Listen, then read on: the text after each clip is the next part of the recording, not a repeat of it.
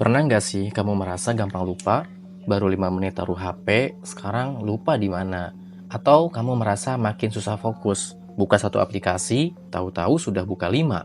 Atau bangun pagi terasa berat. Padahal tidur terasa cukup. Banyak orang berpikir itu cuma karena usia, atau karena capek kerja, atau karena lagi banyak pikiran mungkin. Tapi bagaimana kalau sebenarnya ada kebiasaan kecil yang kamu lakukan setiap hari yang perlahan bisa merosak otak kamu?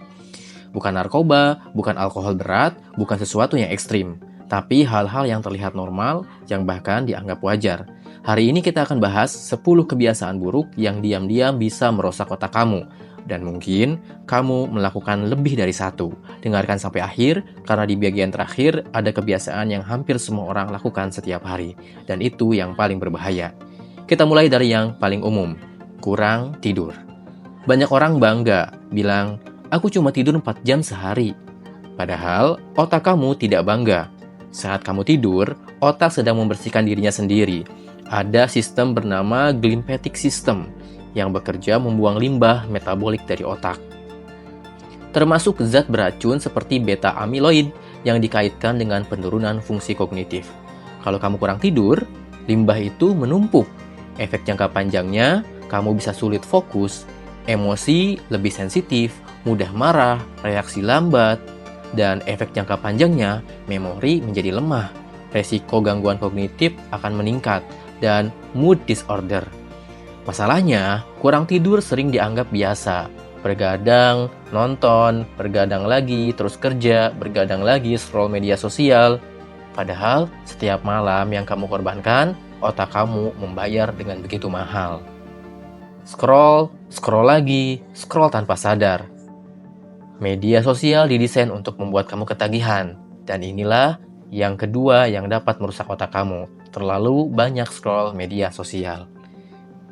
Setiap notifikasi memberi lonjakan dopamin kecil. Dopamin adalah zat kimia yang memberi rasa senang. Masalahnya, kalau otak selalu sering diberi dopamin instan, ia jadi malas bekerja untuk reward yang lebih besar. Akibatnya, sulit fokus baca buku panjang, tidak sabar belajar hal yang baru, dan akan cepat bosan. Otak kamu jadi terbiasa dengan stimulasi yang cepat. Ini disebut dopamine overstimulation. Kamu jadi sulit menikmati hal-hal yang sederhana karena otak kamu sudah terbiasa dengan hiburan super cepat.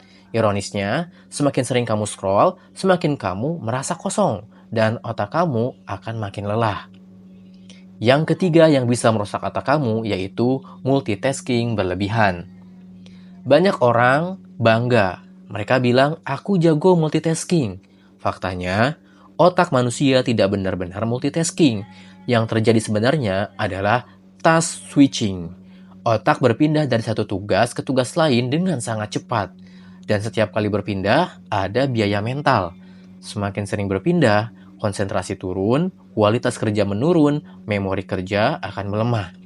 Bayangkan kamu sedang membaca, lalu cek WhatsApp, lalu buka email, lalu buka Instagram, lalu balik baca lagi. Otak kamu seperti dipaksa sprint berkali-kali. Akhirnya, kelelahan mental.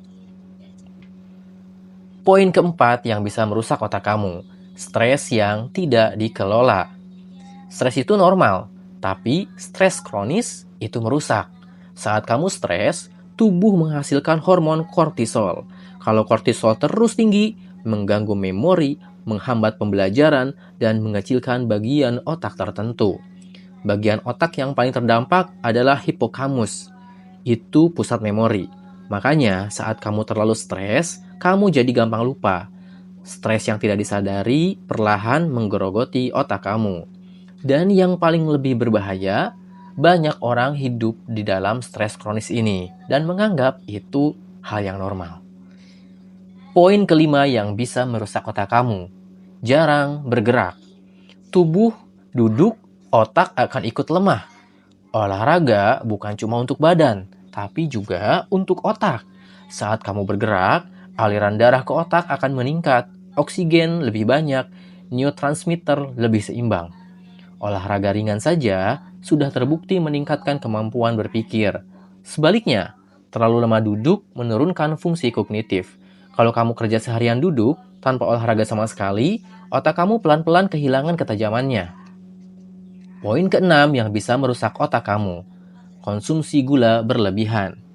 Manis itu enak ya, tapi gula berlebihan bisa merusak otak. Lonjakan gula darah memicu peradangan. Peradangan kronis bisa mempengaruhi fungsi otak. Efeknya apa? Sulit fokus, mudah lelah, mood naik turun. Terlalu sering konsumsi makanan ultraproses akan membuat otak kehilangan keseimbangannya. Yang lebih parah lagi apa? Gula juga mempengaruhi pusat reward otak.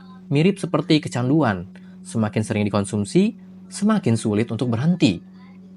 Poin ketujuh, yang bisa merusak otak, kurang interaksi sosial. Manusia itu makhluk sosial. Otak kita dirancang untuk berinteraksi. Kalau terlalu lama menyendiri, resikonya akan mengalami depresi yang akan terus meningkat, kognisi yang akan terus menurun, dan emosi yang tidak stabil. Percakapan sederhana itu akan bisa melatih empati, melatih memori, bahkan kemampuan untuk berbahasa.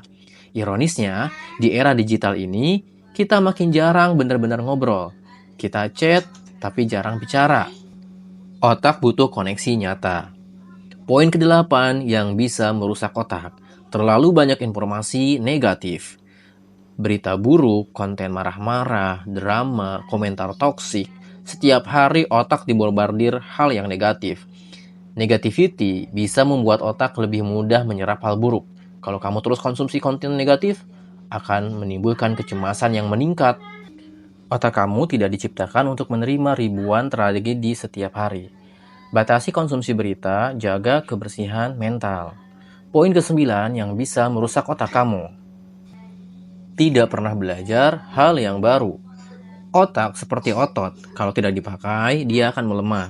Belajar hal yang baru menciptakan koneksi saraf yang baru. Tanpa stimulasi, otak akan jadi kaku, kreativitas akan turun, daya ingat akan melemah. Belajar tidak harus kuliah lagi, bisa baca buku, belajar bahasa baru, main alat musik, dan diskusi mendalam. Otak yang aktif belajar lebih tahan terhadap penurunan fungsi. Poin ke-10 yang bisa merusak otak, hidup tanpa makna dan tujuan. Ini yang paling jarang dibahas. Otak butuh arah. Orang yang hidup tanpa tujuan lebih mudah depresi, kehilangan motivasi, dan merasa kosong.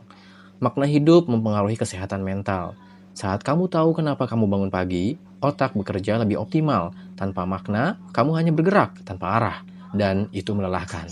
Coba jujur pada diri sendiri. Dari 10 kebiasaan tadi, berapa yang kamu lakukan? Mungkin kamu tidak bisa mengubah semuanya sekaligus. Tapi kamu bisa mulai dari 1. Tidur lebih cukup, kurangi scroll, bergerak lebih banyak, belajar lagi. Otak adalah aset paling berharga yang kamu punya. Kalau kamu jaga hari ini, dia akan menjaga kamu di masa depan. Kalau video ini membuka mata kamu, bagikan ke orang yang kamu sayang, karena mungkin mereka juga sedang merusak otaknya tanpa sadar. Sampai ketemu di video berikutnya.